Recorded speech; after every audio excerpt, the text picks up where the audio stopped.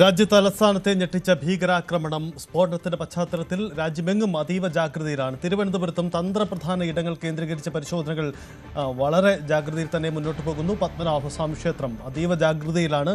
V Arun ചേരുന്നുണ്ട്. അരുൺ, എന്താണ് ക്ഷേത്രത്തിന് മുന്നിലെ പരിശോധനകൾ? വലിയ പരിശോധന നടത്താൻ DGPയുടെ ജാഗ്രതാ നിർദ്ദേശം ഉണ്ടായിരുന്നല്ലോ. എന്താണ് അവിടുത്തെ കാഴ്ചകൾ?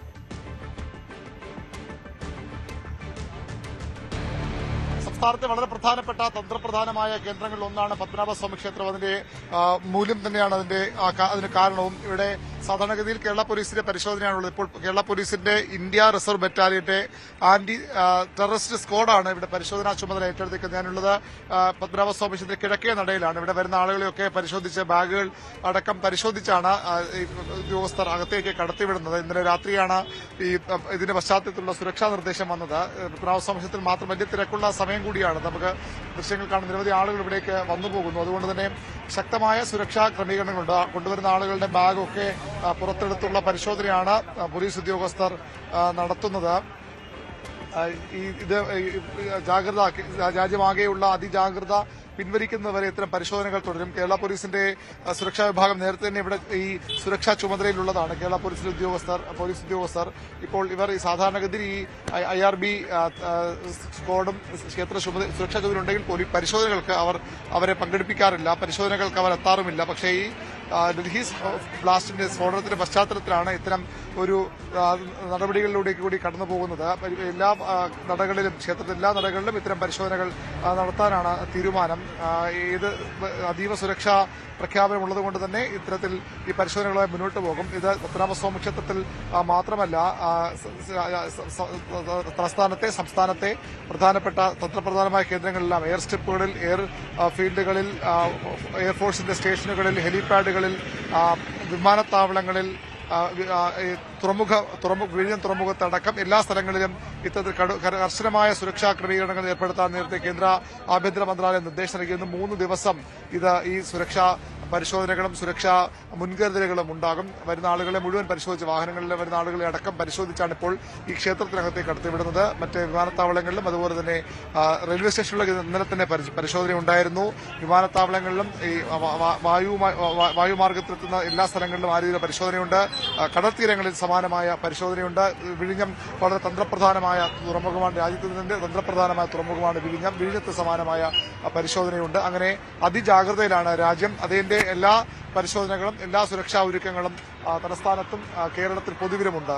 സജിത്ത്, അതാണ് സാഹചര്യം. തിരുവനന്തപുരത്തെ തന്ത്രപ്രധാന ഇടങ്ങളിലെല്ലാം വലിയ പരിശോധനയാണ്. അത് പൊതു ജാഗ്രതയുടെ ഭാഗമാണ്. അതുകൊണ്ടുകൂടിയാണ് അരുണ്, ഏറെ തന്ത്രപ്രധാനമായ സ്ഥാപനങ്ങൾ, കേന്ദ്ര സർക്കാർ സ്ഥാപനങ്ങൾ, പ്രതിരോധ സ്ഥാപനങ്ങളൊക്കെ ഉള്ള ഇടമാണല്ലോ തിരുവനന്തപുരം. അവിടങ്ങളിലൊക്കെ സമാനമായ ജാഗ്രതയുണ്ടോ? വിഴിഞ്ഞം തുറമുഖമുണ്ട്, മറ്റിടങ്ങളിലുണ്ട്. അതുകൊണ്ട് ആൾക്കൂട്ടം ഉണ്ടാകുന്ന ഇടങ്ങൾക്കപ്പുറം ഈ തന്ത്രപ്രധാന ഇടങ്ങളിലൊക്കെ ഈ ജാഗ്രത ഉണ്ടോ?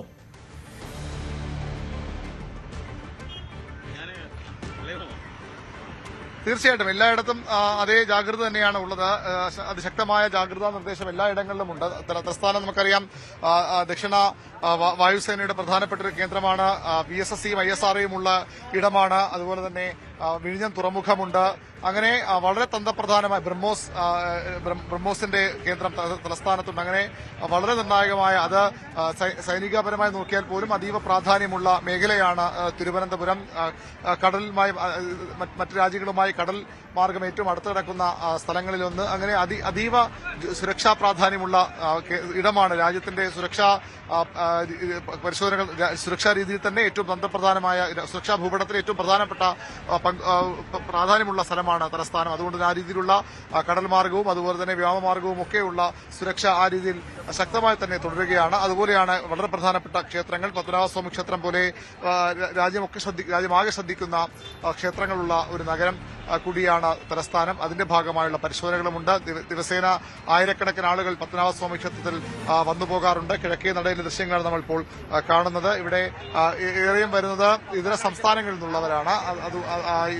നഗരവാസികളെക്കാൾ കൂടുതൽ വരുന്നത് നമുക്ക് ഇപ്പോൾ തന്നെ അവിടുത്തെ തിരക്ക് കാണാം. അവിടേക്ക് ക്ഷേത്രത്തിനടുത്തേക്ക് പോകുന്നതിൽ നിയന്ത്രണങ്ങളുണ്ട്. പക്ഷേ ഇവിടെ നമുക്ക് ആ ക്ഷേത്രത്തിന്റെ ഭാഗത്തെ തിരക്ക്, ഇതൊരു കിഴക്കേതര മാത്രം തിരക്കാണ്. മറ്റ് നടകളിലും സമാനമായ തിരക്കുണ്ട്. അതുകൊണ്ട് തന്നെ വളരെ പ്രധാനപ്പെട്ട ഈ മേഖലയിൽ, അതീവ സുരക്ഷാ പ്രാധാന്യമുള്ള ഈ മേഖലയിൽ അത്തരം പരിശോധനകളാണ് ഇപ്പോൾ സുരക്ഷാ സേനകൾ നടത്തുന്നത്. കേരള പോലീസിന്റെ IRB ആർമി ബറ്റാലിയനിലെ ആന്റി ടെററിസ്റ്റ് സ്ക്വാഡ് ഇവിടുത്തെ പരിശോധനകളും സുരക്ഷാ നിയന്ത്രണവും ഏറ്റെടുത്തിരിക്കുകയാണ്. സജിത്ത്, അതാണ് തലസ്ഥാനത്തെ സാഹചര്യം. ഒപ്പം റെയിൽവേ സ്റ്റേഷനിലടക്കം വലിയ ജാഗ്രതയുണ്ട്. തിരുവനന്തപുരം വിമാനത്താവളത്തിലും പാസഞ്ചേഴ്സിന് പുതിയ നിർദ്ദേശങ്ങൾ ഉണ്ടായിട്ടുണ്ട്. കാരണം പ്രോട്ടോകോൾ ചേഞ്ചാണ്. കാരണം സുരക്ഷയുടെ ഭാഗമായിട്ടാണ്.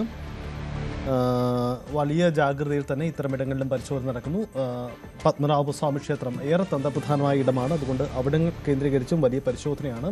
കേരളത്തെ സംബന്ധിച്ച് ശബരിമല തീർത്ഥാടനമൊക്കെ ആരംഭിക്കാനിരിക്കുന്നു. അതിന് മുമ്പായി തന്നെ വലിയ ജാഗ്രത പൊതുവിൽ കാട്ടാറുണ്ട്. അതിനിടയിലാണ് ഇത്തരം സംഭവം ഉണ്ടാവുന്നത്. അതുകൊണ്ട് ആ തരത്തിലുള്ള പരിശോധനകളും അവിടങ്ങളിൽ നടക്കുന്നു എന്നതാണ്. നമുക്ക് ദൃശ്യങ്ങൾ കാണുന്നത് പോലെ, അരുൺ കാണിച്ച ദൃശ്യങ്ങൾ കാണുന്നത് പോലെ അവിടെ എത്തുന്നവരുടെ ലഗേജുകളിലൊക്കെ വലിയ പരിശോധന നടത്തി തന്നെയാണ് അകത്തേക്ക് കടത്തിവിടുന്നത്. പൊതുവിൽ എല്ലാ സാധ്യതകളും പഴുതടച്ചുള്ള പരിശോധന നടക്കുകയാണ് രാജ്യം.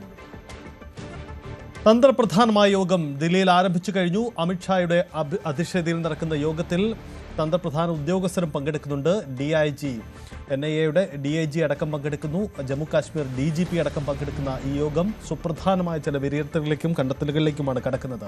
അഭിലാഷ് രാധാകൃഷ്ണൻ ചേരുന്നുണ്ട്. അഭിലാഷ്, തന്ത്രപ്രധാനമായ യോഗമാണ്. രാജ്യത്ത് അതീവ ജാഗ്രതയിലാണ്. അതിനിടയിലാണ് ഈ യോഗം നടക്കുന്നത്. അപകടം നടന്ന ശേഷം പ്രധാനമന്ത്രിയും ആഭ്യന്തരമന്ത്രിയുമൊക്കെ ഈ സംഭവത്തിൽ നടുക്കം രേഖപ്പെടുത്തിയിരുന്നു. അപകടത്തിൽ ജീവൻ നഷ്ടമായവരോട് അനുശോചനം അറിയിച്ചിരുന്നു. അതിനപ്പുറം ഈ അന്വേഷണത്തിൻ്റെ പുരോഗതിയിൽ വളരെ സുപ്രധാനമാണല്ലോ യോഗം. ഇതുവരെയുള്ള നിഗമനങ്ങൾ തീർച്ചയായും ഉദ്യോഗസ്ഥർ സർക്കാരിന് മുന്നിൽ അറിയിക്കും, ആഭ്യന്തരമന്ത്രിയെ അറിയിക്കും. അതിനുശേഷം ഒരു ഔദ്യോഗിക നിഗമനത്തിലേക്ക് എത്തുക, അതായിരിക്കുമോ ഇതിൻ്റെ ഘട്ടങ്ങൾ?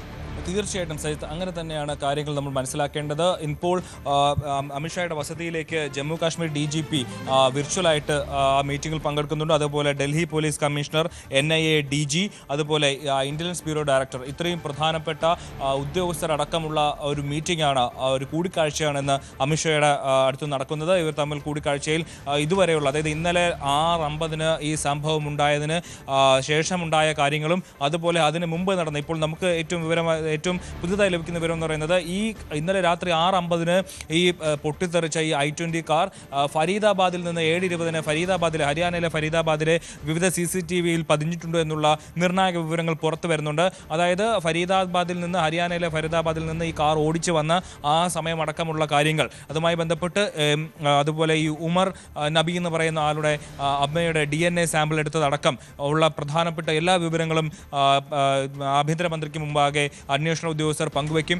അതിനുശേഷമായിരിക്കും ഇക്കാര്യത്തിൽ കൂടുതലായിട്ടുള്ള വിവരങ്ങൾ പുറത്തു വരിക. മാത്രമല്ല മറ്റ് 2 നിഗമനങ്ങൾ കൂടി ഇപ്പോൾ പുറത്തു വരുന്നത്. ഒന്ന്, ലഷ്കർ ഇ തോയ്ബയുമായിട്ടുള്ള ബന്ധം. ഹാഫിസ് സയ്യിദ് ഇന്ത്യക്കെതിരെ ചില പദ്ധതികൾ ഇടുന്നു എന്നുള്ള ചില ഭീഷണി മുന്നറിയിപ്പുകൾ ഒക്ടോബർ 30 വന്നിരുന്നു. അക്കാര്യം ആഭ്യന്തരമന്ത്രിയുമായി സൂചിപ്പിക്കും. അതുപോലെ ജെയ്ഷെ മുഹമ്മദുമായിട്ടുള്ള ഇവരുടെ കണക്ഷൻ, അതായത് ഈ ഉമർ നബിയുമായി ബന്ധപ്പെട്ടു കിടക്കുന്ന കണക്ഷൻസ്, അതെന്തൊക്കെയാണെന്നുള്ള കാര്യം ആഭ്യന്തരമന്ത്രിയെ ധരിപ്പിക്കും. അതിനുശേഷമായിരിക്കും ഈ കാര്യങ്ങളിലെല്ലാം എന്ത് തരത്തിലുള്ള പ്രഖ്യാപനമാണ് പുറത്തു വരേണ്ടത് എന്നുള്ള കാര്യങ്ങൾ